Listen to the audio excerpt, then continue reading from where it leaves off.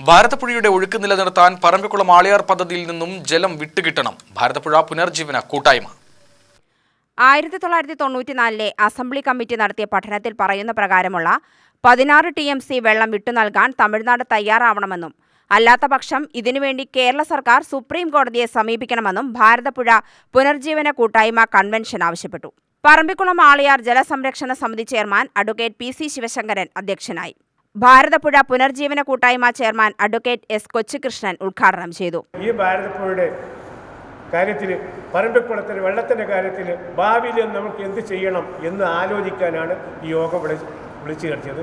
ഈ യോഗത്തിൽ നമ്മൾ ആരെയും കുറ്റപ്പെടുത്തുന്നില്ല.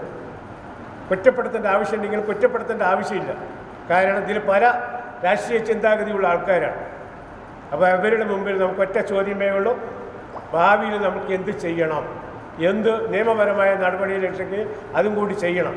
അതിനുള്ള ഒരു കൂടിയാലോചന യോഗമാണ് ഇന്നിവിടെ എത്തിയിരിക്കുന്നത്. ക്യാൻഫെഡ് സംസ്ഥാന vice chairman Kinavallur Sasidharan, Pandiyode Prabhakaran, K Saravanakumar, AK Omanakuttan, Athiradhan, M Mohanan, K Sivaraman, Balakrishnan Pallassana, VM Shanmughadas എന്നിവർ സംസാരിച്ചു.